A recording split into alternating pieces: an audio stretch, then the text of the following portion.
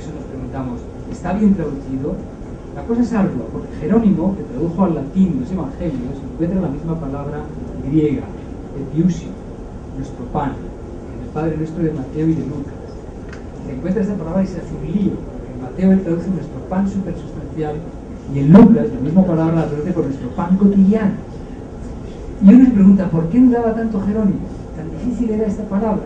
Ciertamente. Entonces aquí el buen hombre sigue y nos dice, porque fijaos, el Padre Nuestro que rezamos nosotros está tomado del Evangelio de Mateo, excepto esta palabra, porque por no decir, danos hoy nuestro pan supersustancial, cogieron de Lucas nuestro pan cotidiano. El mismo Jerónimo que conoció un evangelio que él llama el Evangelio de los Hebreos, y aquí estamos hablando de un texto desaparecido que utilizó un traductor, por lo tanto Juan Mateos y nosotros estamos en el mismo sitio, no podemos hacer nada más que intentar conjeturar qué es lo que ocurrió aquí. Dice, conoció un evangelio que llama el Evangelio de los Hebreos, escrito seguramente en arameo, que se ha perdido por completo, lo peor que le puede pasar a un traductor. Dice, yo he leído en ese evangelio que la palabra correspondiente al griego epiusio era la palabra maha, que en arameo significa mañana al día siguiente. Bueno, esto ya es, como dirían los matemáticos, de tercera derivada. Es decir, esto ya es decir, hay un texto desaparecido, supongo que era esta palabra no es la que aparece en este otro sitio, pero yo creo que se corresponde a mañana. Bueno, esto es precisamente lo que yo creo que un traductor ni puede ni debe hacer, pero Juan Mateos, que ha ido entusiasmándose con sus propios hallazgos, hace algo que yo diría que sencillamente, más que nada, lo único que le ocurre a esta frase, a diferencia de todas las demás, es que violenta el sentido común. Que a uno le den hoy el pan de mañana, francamente, exige unas panaderías un poco especiales. ¿No? Es sobre todo contrafáctico, ¿no? Es decir, que a nadie se le ocurre hacer una petición, y sobre todo en un texto en el que yo supongo que estaremos de acuerdo en que las peticiones están minuciosamente medidas, y proponer esta traducción a mí sí que me parece algo que verdaderamente descompensa lo que es el conjunto del texto. Y llegamos y perdónanos nuestras deudas, que también nosotros perdonamos a nuestros deudores. Y aquí el conflicto no va a ser, bueno, yo lo voy a leer y luego lo comentamos, porque me gustaría que valoráramos esto, insisto, repito, sobre todo exclusivamente desde el punto de vista de la traducción, que tampoco puede desligarse del efecto final que quiere conseguir el que redacta esta oración. Consigo la palabra deuda, y aquí es interesante reflexionar en la palabra deuda, sobre todo por una cosa que he dicho antes, y que es el aspecto económico de lo que es el Padre Nuestro, que es la que está en Mateo. Porque deuda significa que yo estoy obligado, pero no indica nada sobre la actitud del acreedor. En cambio, si ponemos ofensa, como se ha puesto ahora, entonces significa que el otro está ofendido, que Dios está ceñudo e iracundo, y eso no lo dice el evangelista. La palabra deuda implica que yo debo algo, pero Dios no está ofendido. Si ponemos ofensas, que Dios me mira con malos ojos, ese cambio no ha sido ofendido. Da una falsa idea de Dios como si estuviese airado con nosotros. El Señor nos espera siempre y nos ofrece su amor siempre. Cuando hemos metido la pata, también nos ofrece su mano para levantarnos, y nunca se cansa y nunca se venga, y nunca castiga. De manera que la palabra deuda es mucho más adecuada, como también nuestros deudores. Que uno esté en deuda conmigo no quiere decir que yo esté ofendido, ni molesto, ni irritado con él. Y aquí el problema de Mateos es con la traducción. Yo pregunto, ¿qué os parece esto? ¿Qué ocurre? ¿Por qué? Sí. Aquí Mateos tiene razón en una cosa. Lo que pone el Padre Nuestro es perdónanos nuestras deudas así como nosotros perdonamos a nuestros deudores. Yo estoy de acuerdo en esa interpretación que haces tú.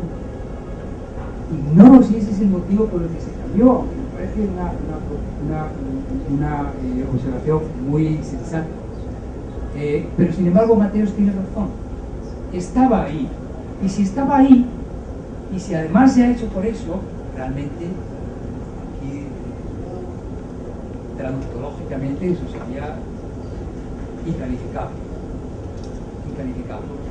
De todas formas, el Padre Nuestro es una oración, es una oración comunitaria, y quien lo dice o quien lo dice a título personal, no está hablando por su estado, ni está hablando por la condonación de la deuda, sino más bien uno pensaría en otro tipo de deuda. Sin embargo, la crítica que hace él, que hace Mateos, perdona nuestras ofensas, así como nosotros perdonamos a quienes nos ofenden, tiene razón en que no está en el Padre Nuestro, pero está en el siguiente versículo, en Mateo. Esta misma frase, exactamente igual. Perdónanos nuestras ofensas, así como nosotros perdonamos a quienes nos ofenden. Juan Mateos aquí no tiene razón, en el sentido de que sí es una cosa que está relacionada con digamos, la actitud de la persona que hace esta petición. Pero en cualquier caso, no es propiamente de la oración. Ahora bien, ¿por qué hizo esto la Iglesia?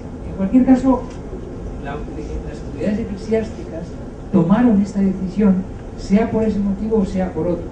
Pero sí hay una cosa en la que yo creo que el cambio no es solamente un cambio que afecte al sentido de las palabras que lo afecta, sino sencillamente que la frase en un sentido interpersonal ha dejado de tener la relevancia que tenía en el contexto en el que se escribió. Para empezar, cuando se escribe el Padre Nuestro no existían las deudas entre estados, ni existía la gran banca. Luego, de lo que está hablando el evangelista cuando habla de perdonar las deudas, no es de perdonar las deudas de un estado a otro estado, o del Fondo Monetario Internacional a todos los estados, sino de algo mucho más sencillo y mucho más trivial. Y es que en una época en la que no hay banca, ¿quién es el banquero? Tu vecino. ¿A quién le pides dinero si necesitas dinero? A tu primo, vecino, a aquella persona con la que tienes confianza. Luego, probablemente la Iglesia haya sido más sensible al hecho de que hoy en día las transacciones económicas entre las personas no tienen la relevancia que tenían en el siglo I, que el hecho de que los bancos hayan presionado precisamente para quitar esta parte de la traducción. Pero no los cuidamos. Es decir, no los cuidamos en el sentido de que no sabemos cuáles son los elementos que presionan sobre una traducción. Yo prefiero creer en mi explicación, es decir, prefiero creer que ha dejado de tener sentido pedir el perdón por las deudas cuando nosotros ya no nos prestamos dinero unos a otros, que pensar que es que ha intervenido el Fondo Monetario Internacional y ha pedido que se cambie el Padre Nuestro para que no haya una insurrección de las personas que tienen deudas y que sean que se las componen, ¿no? Eso sería todavía mucho más trágico, ¿no? Pero de cierta manera sí es perceptible que evidentemente cuando se redacta esto, la situación, el contexto social en el que se hace esta petición, nada tiene que ver con la actual.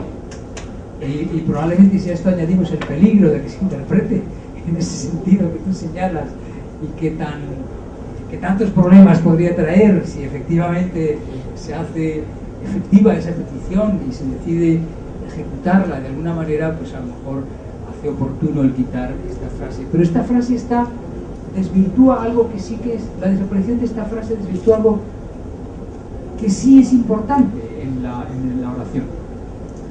Algo que es importantísimo, que es, si está hablando de esa llegada del reino, obviamente esta es una parte importante de esa llegada del reino. Y es que seamos capaces de perdonar deudas, porque cuando nosotros a nuestra vez hemos sido deudores, se nos han perdonado.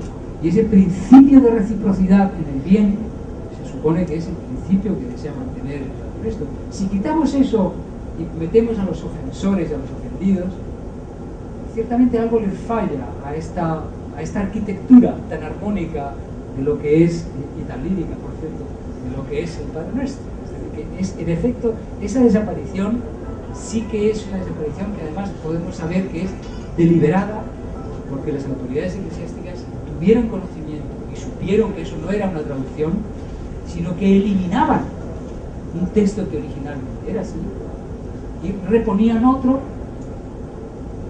que, insisto, está al lado y está en el siguiente versículo, pero ya no está propiamente dentro de la oración.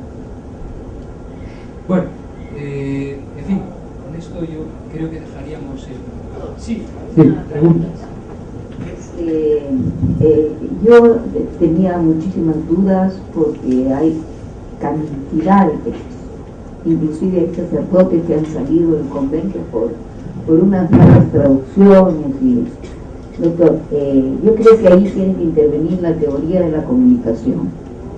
Y hay una cosa que, por ejemplo, pongamos la palabra fuego, tan simple y tan elemental, que quién puede pensar que el fuego puede tener algún significado diferente según las personas y según las experiencias.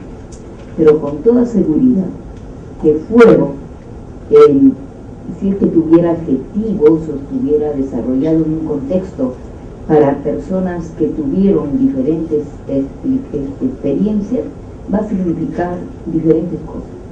¿Por qué? Porque existe un elemento que yo creo que está presente en el texto famoso del Bhagavad Gita, que depende de la perspectiva comunicativa.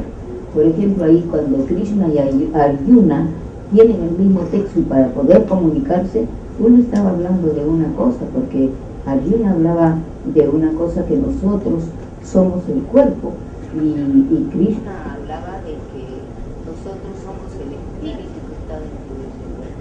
Entonces yo creo que en este sentido, con salvar la esencia de aquello que es transmitido por la tradición y que cada uno sigue, yo creo que de esa manera estaremos salvando eso. Por ejemplo, en la India no traducen los textos sagrados, simplemente lo repiten y después ya las explicaciones son dadas por el maestro. Entonces yo creo que es la única forma y que la Iglesia lo tuvo durante tanto tiempo, porque de lo contrario se va a dar una cantidad de divisiones y sin querer ofender a nadie. Por ejemplo, dentro de los cristianos evangélicos hay más de 47.000 iglesias diferentes. 47.000. Entonces yo creo que ahí no